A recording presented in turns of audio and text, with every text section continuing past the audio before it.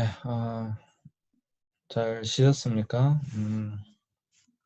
이제 오늘 수업의 마지막 내용에 대해서 하도록 하겠습니다. 네, 앞 시간에 했던 부분이죠. 바벨탑 사건을 통해서 우리가 보아야 할 것들, 인류의 분산이 곧 선교적 의미를 가지고 있다. 구약의 선교, 신약의 선교 말씀드렸습니다. 이제 아브라함에 대하여 살펴보도록 하겠습니다. 이제 11장까지는 보편주의, 인류 전체를 향한 하나님의 사역을 봤다고 한다면, 이제 세 번째 사건은 창세기 12장을 중심으로 한 하나님께서 아브라함을 부르신 사건이 기록되어져 있습니다. 열방 중에서 행하시는 하나님의 선교의 정신이 이제 나타난다라고 하는 것이죠. 어떻게 나타나느냐? 그것은 바로 한 사람, 한 민족, 그 이스라엘을 다스리시는 것으로 나타났다라고 하는 것입니다. 너로 인해 땅의 모든 족속이 복을 받을 것이다. 이런 약속이 창세기 12장과 22장에 두 번 주어집니다. 그리고 지금 그 약속이 이루어진 것을 우리는 보고 있습니다.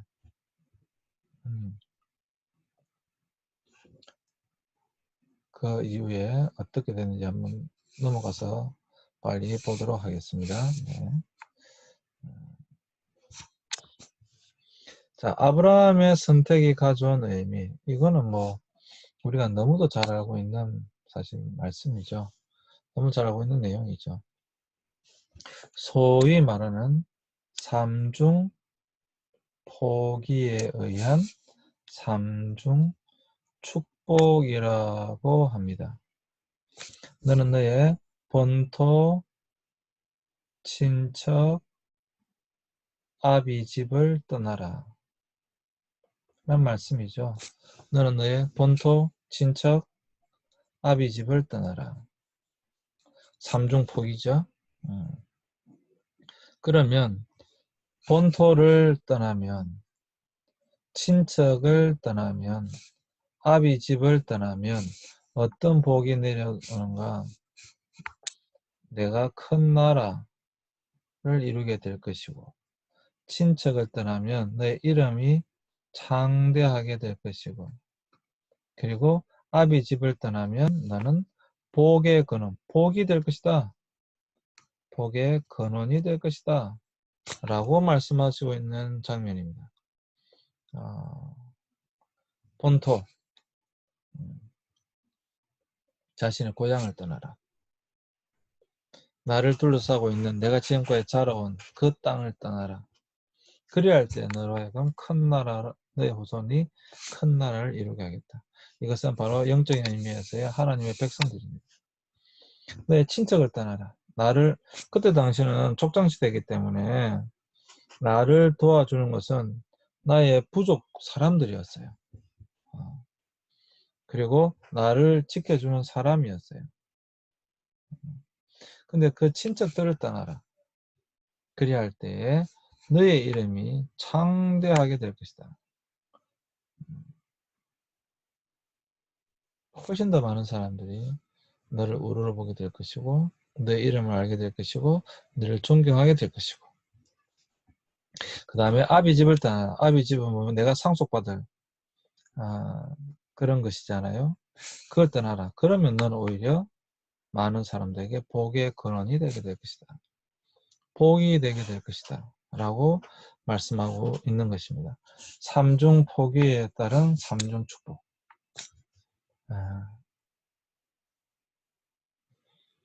이거는 결코 쉬운 것은 아니죠. 결코 쉬운 것은 아닙니다. 그런데 하나님께서는 왜 아브라함이었는가 라고 하는 이 질문에 대하여 분명히 그때 당시에 아브라함의 믿음이 정말로 뭐 가장 좋았던 것은 분명히 아닌 것 같아요. 자기 아내를 두 번이나 팔아서 재산 정치한 거 보면 아브라함의 믿음이 가장 좋았다, 그런 것은 분명히 아닌 것 같습니다. 그런데 사천백년이 지난 이 시점에서 본다고 한다면 하나님은 참으로 옳으셨다. 지금 아브라함을 믿음의 조상으로 여기고 있는 믿음의 후손들로 본다면 일단 유대교가 있죠. 유대교인이 있고 그 다음에 기독교인이 있죠. 그 다음에 이슬람교가 있습니다.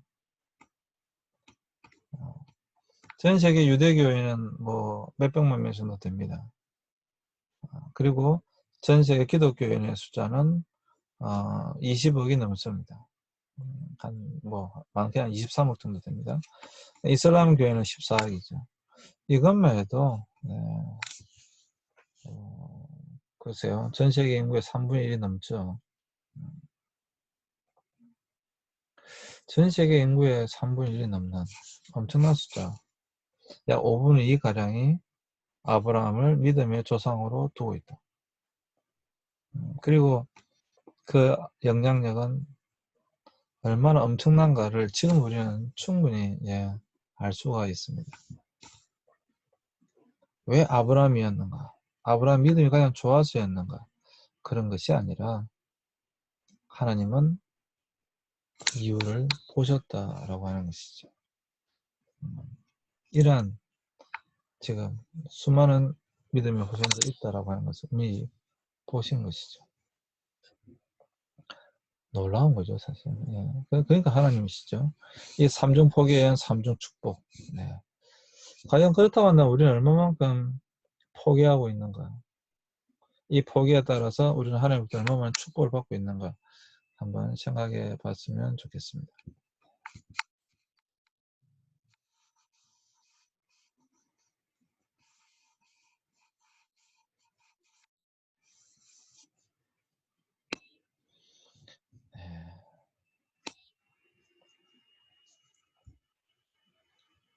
그 다음에요. 하느님과 아브라함의 언약의 독특성이 있습니다. 여기서 이거는 사실 제가 시험 문제도 많이 냈던 건데 지금 시험을 낼 수 없으니까 하나님과 아브라함의 언약의 독특성인데 그건 뭐냐면 이방 사회에서는 신과 인간과의 계약 개념은 있을 수가 없습니다. 신과 인간이 어떻게 계약을 맺는 말입니다. 그런 일은 있을 수가 없습니다. 근데 이건 지금 신과 인간 사이에 맺은 언약이죠. 두 번째, 하나님이 언약의 주체가 되시고 또한 계약 조건도 정하셨다라고 하는 것입니다. 하나님께서 언약의 주체가 되셨다. 그리고 계약 조건도 하나님이 정하셨다. 너는 내 본토 친척 아비지를 떠나라. 그리하면 내가 이러이러한 복을 주겠다라고 말씀하셨다라고 하는 것이죠. 하나님의 계약 행위는 그의 자유로운 주권적 의지에 기초한다. 또 말씀해. 하나님 왜 아브라함입니까? 왜 아브라함입니까? 이렇게 질문할 때에 이를 우리는 뭐라고 한다고요? 모릅니다. 왜 하나님 아브라함입니까? 우리는 모릅니다. 앞 시간에 방금 전에 제가 하나님은 미래를 보셨다라고 이렇게 이야기했지만 가장 확실한 답은 이런 것을 일컬고 있는 하나님의 절대 주권 이렇게 이야기합니다. 이건 절대적인 하나님의 절대 주권이죠. 왜 아브라함입니까? 모르죠. 뭐 똑똑해서 잘생겨서 뭐 돈이 많아서 능력이 많아서 뭐 그런 게 아니라고 하는 것이죠. 그때 당시에 뭐 아브라함보다 뭐 잘생긴 사람이 없었겠습니까? 똑똑한 사람이 없었겠습니까? 믿음이 더 좋은 사람도 심지어 있었어요. 멜기세덱도 있었고요. 뭐 요업도 있었고요. 찾아볼 때 분명히 더 좋은 사람이 있었을 것입니다. 근데 왜 아브라함입니까? 그런 걸 이끌어보면 하나님의 절대 주권이라고 합니다. 그래서 여기서 이 하나님의 계약 행위 또한 그의 절대 주권에 기초한다. 이거는 하나님의 절대 주권이지 뭔가 다른 이야기를 할 수 있는 것이 아니다 라고 하는 것입니다. 또 이게 중요한 거예요. 그러나 그 혜택은 모든 사람을 위한 것입니다. 그러나 하나님은 소수를 선택한다.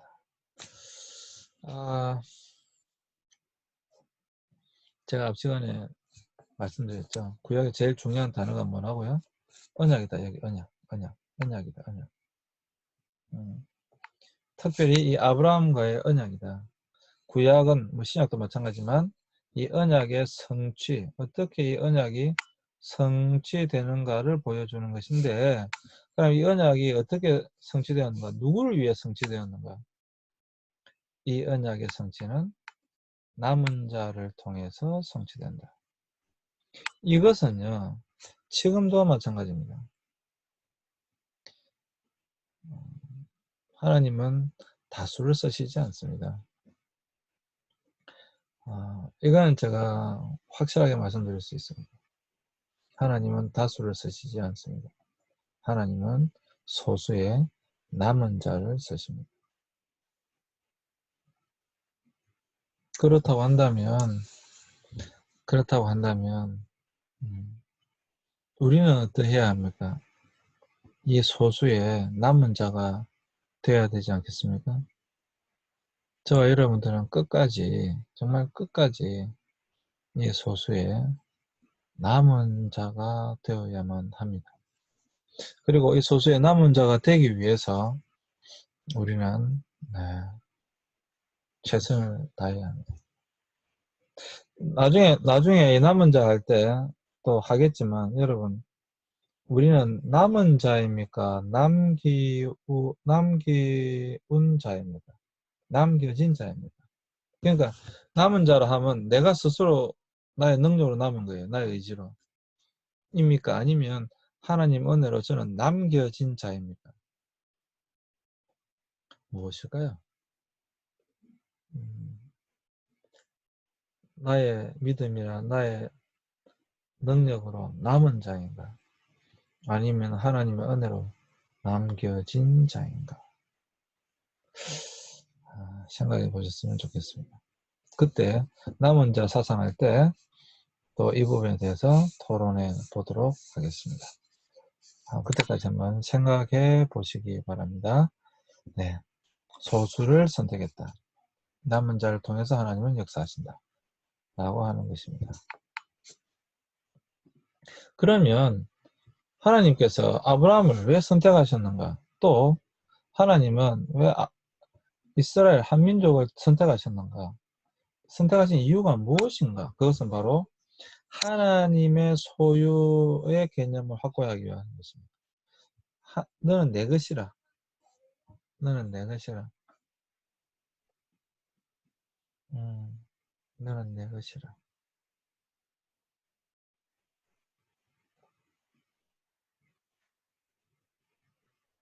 너는 내 것이라.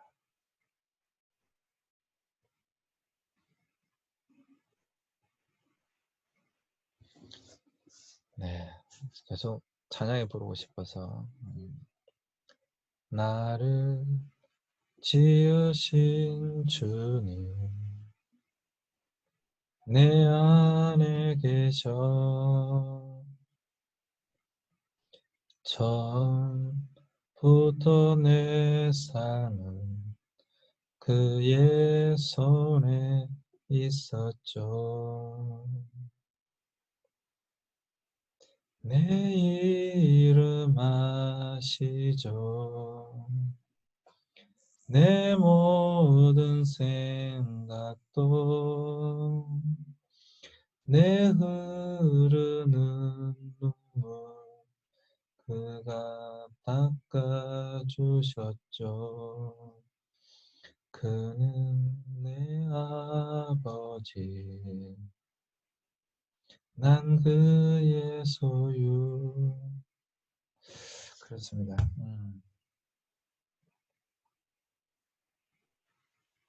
우리는 하나님의 소유다. 하나님의 소유된 백성.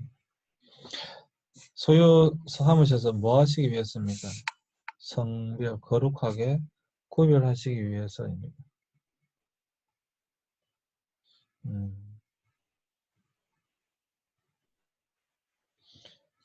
우리를 소유 삼으셔서 우리를 거룩하게 구별하시기 위해서, 그리고 거룩하게 구별되어짐으로 말미암아 무엇하기 위해서?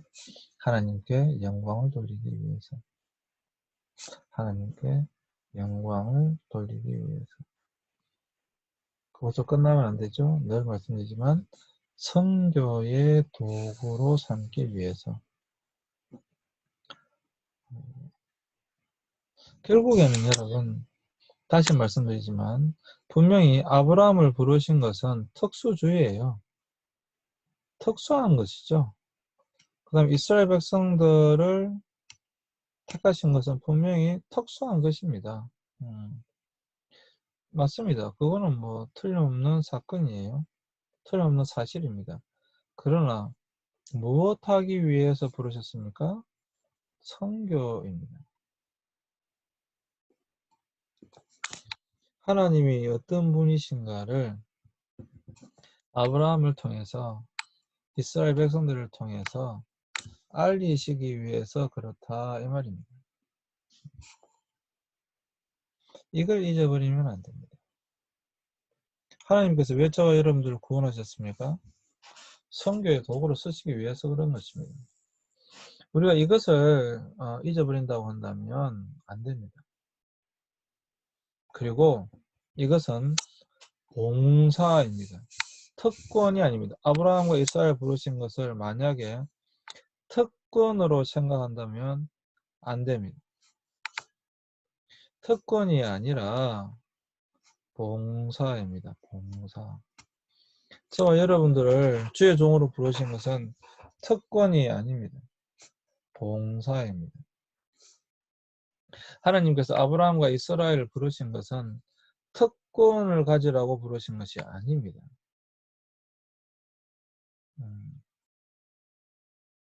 봉사하기 위해서입니다.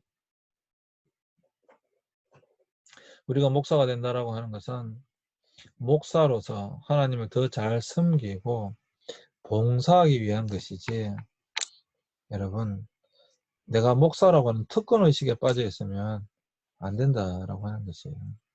근데 많은 경우 특권의식에 빠지게 되는 경우가 너무 많죠. 그것은 여러분 결코 옳은 것이 아닙니다. 물론 목사 귀한 직분입니다. 정말 귀한 직분입니다. 목사는 목사여야 합니다. 한번 목사가 된 사람은 나는 목사하기 싫어해서 뒤돌아갈 수가 없습니다. 목사는 끝까지 목사입니다. 저는 늘 그렇게 생각합니다. 목사는 끝까지 목사여야 합니다. 어떠한 상황 속에서도. 근데 그것이 목사라고 하는 특권이 아니에요. 봉사하기 위한 것입니다. 우리가 이것을 잊어버리는 순간, 목사라고 하는 것을 특권의식을 가지는 순간 여러분 타락할 수밖에 없습니다. 지금 한국교회에 한국교회 이야기하면 수업 시간 같으면 조금 이렇게 서로 이야기도 좀 하면서 하겠지만 이게 녹화가 되고 있기 때문에 참겠습니다. 네, 참겠습니다. 제가 또 뭐 이야기하다 보면 또 너무 많은 이야기가 나올 수 있기 때문에 제가 컨트롤이나 통제가 안 되면 제가 마구마구 그냥 마구마구 비판할 수 있어서 참겠습니다.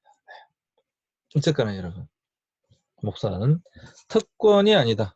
특권이 아니에요. 목사는 목사로서 섬기는 거예요. 장로는 장로로서 섬기는 거예요. 장로 특권이 아니에요. 장로는 장로로서 섬기는 겁니다. 봉사하는 거예요. 안수집사 안수집사로서 봉사하는 거예요. 이 봉사를 위해서 선택되어졌다라고 하는 것을 결코 잊어버리면 안 된다라고 하는 것입니다. 그래서 왜 하나님께서 이스라엘 택하셨는가, 아브라함을 택하셨는가? 그것은 하나님의 소유 삼기 위해서이다. 그리고 거룩하게 구별하기 위해서이다. 하나님께 영광을 돌리기 위해서이다. 그리고 당연히 선교의 도구로 삼기 위해서이고 섬기게 하기 위해서, 봉사하기 위해서 선택하셨다라고 하는 것을 여러분 잊지 마시기 바랍니다. 이건 여러분 제가 시험 문제도 많이 냈었는데 잊지 마시기 바랍니다. 시험은 없으니까 여러분 잊지 마셨으면 좋겠습니다. 늘 이 부분을 기억하시면서 주의 종의 길을 가시는 여러분 되셨으면 좋겠습니다. 그 다음에 이제 결론입니다. 그렇다고 한다면 네, 여러분 이걸 우리 삶과도 지금 적용해 봤으면 좋겠습니다. 하나님께서 아브라함을 부르심 같이 오늘 이 세대 속에 우리를 부르신 이런 그 부르심 속에서 진정한 나의 책임은 무엇인가? 그냥 특권이기는가? 아니면 정말로 나에게 한 책임, 내가 해야 할 봉사는 무엇인가를 생각해 보자. 이제 말이 잘못됐습니다. 나를 부르신 그 택하심 속에서 진정한 나의 책임, 봉사는 무엇인가? 무엇을 해야 되는가를 생각해 보셨으면 좋겠습니다. 무엇을 해야 되는지, 무엇으로 섬겨야 되는지, 여러분들 한번 생각해 보셨으면 좋겠습니다. 또 하나님을 대적한 나 자신의 바벨탑은 없는가? 지금 내 안에 계속 쌓아가고 있는 것은 없는가? 이거는 정말 사실 어렵습니다. 인간은 너무도 쉽게 자신의 바벨탑을 쌓아요. 정말 여러분, 인간은 너무도 쉽게 점점더 이렇게 쌓아 올라갑니다. 지난주에 설교를 했죠. 복 있는 사람은 어떤 사람이라고요? 끝까지 똑바로 길을 걸어가는 사람입니다. 그런데 똑바로 끝까지 길을 걸어가야 되는데 이렇게 계속 쌓다 보면 악인에게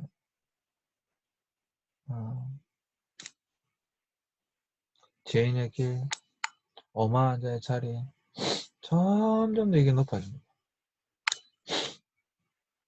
점점 이게 높아지다 보면 어느 한순간에 넘어지는 거죠. 여러분, 우리의 바벨탑은 없습니까? 우리의 바벨탑은 무엇입니까? 생각해 보시기 바랍니다. 네, 오늘 수업은 이것으로 마칠 텐데요. 오늘 수업이 여러분들에게 어떤 의미가 있었는지 생각해 보셨으면 좋겠고요. 구약에서 가장 중요한 단어 언약, 특별히 창세기 12장을 기준으로 그 이중과 그 이유로 나뉘어진다. 보편주의에서 특수주의, 그리고 아브라함을 부르시며 사셨던 언약, 그 언약의 성취, 삼중 포기에 의한 삼중 축복, 이러한 것들. 왜 하나님께 아브라함을 부르시고 이스라엘을 택하셨는가? 그것은 그 택하심 속에서는 섬기기 위한 것이다. 섬교하기 위한 것이다. 소유되기 위한 것이다. 그리고 하나님 앞에 영광을 드리며 섬기기 위한 것이다. 라고 하는 것을 여러분들이 잊지 않으셨으면 좋겠습니다. 오늘도 이 온라인 수업을 듣는다고 너무 많이 고생하셨고요. 빠른 시간 내에 아마도 교실에서 만나기는 쉽지 않겠으나 그런 날이 속히 오기를 기대해 봅니다. 여러분 오늘도 수고하셨습니다. 감사합니다.